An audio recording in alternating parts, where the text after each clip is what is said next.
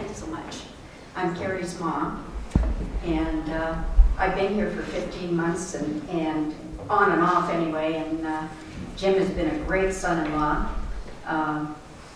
and you just couldn't have a more marvelous person taking care of your child than Jim. So thank you.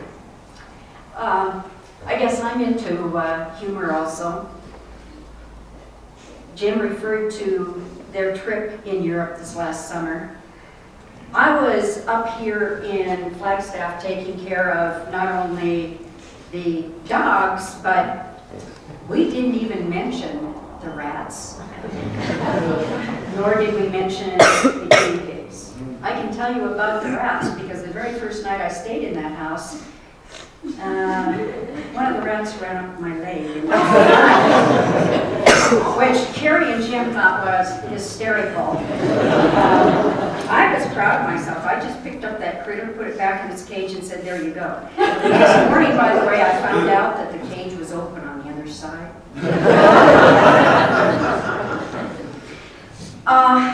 So they traveled to Europe this summer, and I was up here taking care of animals, and Kerry was emailing back every day, and Jim hasn't read a lot of these emails. He's going to have to go back and read them because there were some that were very humorous. One little dateline is July 10, 2010, Dateline, Italy. This is Kerry's voice. "I have made a major discovery in our marriage. The way to get Jim to voluntarily go to the laundromat and wash our clothes is to ask him if he'd like to go to an art museum with me." Apparently, given the choice, he prefers watching undies. There were many more like that, but I picked that one out.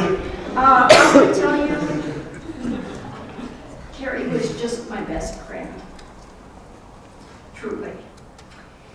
And a few years ago, 2005 to be exact, I'm a genealogist. I enjoy that along with my career as a research maven in education. My doctorate is in that area. But I went to Norway to stand on the land where my grandpa came from. Because he said, I was 14 months old when my folks came. They never said too much, of course, most Norwegians don't. They just worked. And he said, you know, that would be really neat at some point if he could get back there. Well, he never got back there, but I got the bug to find out about the land, and I did find out where he came from. So I wanted to go, and Bob said, me, summertime, things to do, Norway with a genealogist, not his thing. Well, I found a tour to go on, and I was the only person there from Montana. There were like 35 other people, and they were gracious, and they were really nice, but you know, there's just nothing like getting to travel with someone you know. And I was sad about that. I was a little apprehensive the day I left Great Falls, in fact, when Bob dropped me up at the airport. But I went on the tour by myself, met all these gracious people, of course, and I'd been there in Norway for about a week, and I'd actually gone out and stood on the land the night before. And it was a rainy morning in Trondheim. That's a city in middle Norway. City of about 140,000 people. So you don't expect to see people there. Anyway, I was walking by myself on this old bridge that had been built in about 1100 and just reflecting on how beautiful it was and the fact that I was going to go over and get an apple and come back and go back to the library. Yeah, I know. I'm in Norway and I'm in a library, but it was a rainy day. Suddenly, someone hailed me saying, "Hey, Janet, would you like some company?" I'm looking around and I'm a little leery because there's this guy on the tour, and he was quite a practical joker. And you know, the only reason he hadn't played anything on me yet was because he really didn't know me too well. And I thought, oh God, you finally have to put someone up to something, and geez, I'm just going to be so embarrassed. It's going to be awful. I just won't be able to do this.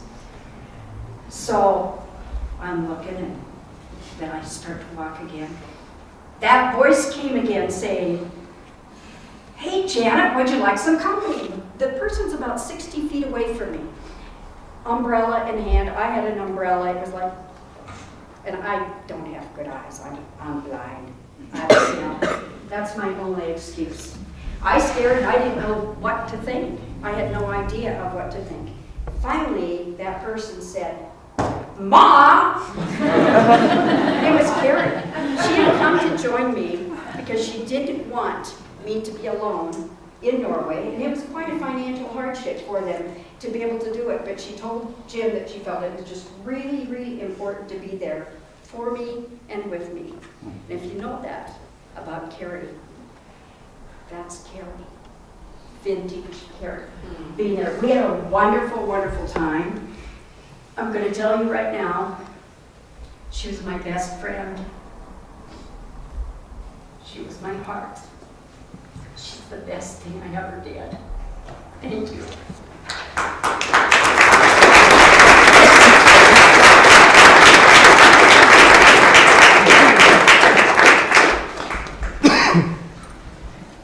Well, I have a couple of stories, and they both involve props.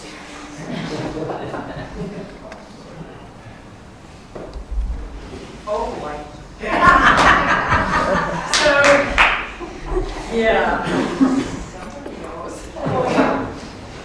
So I hope this won't get me on your dark side. No, but Jan mentioned Kerry and Jim's trip to Italy, and when they got back, she said, "Oh, Mary Beth, I brought you something, and you're just going to love it." And I thought, oh, this is great, something really pretty. And it is indeed pretty, sort of. And this is what she gave me.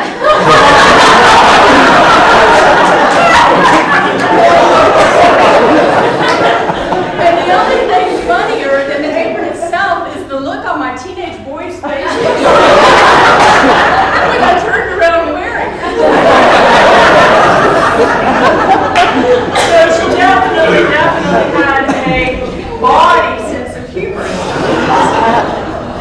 Now, JJ, come up here and join me for a second. Let's tell one more funny story about Kerry.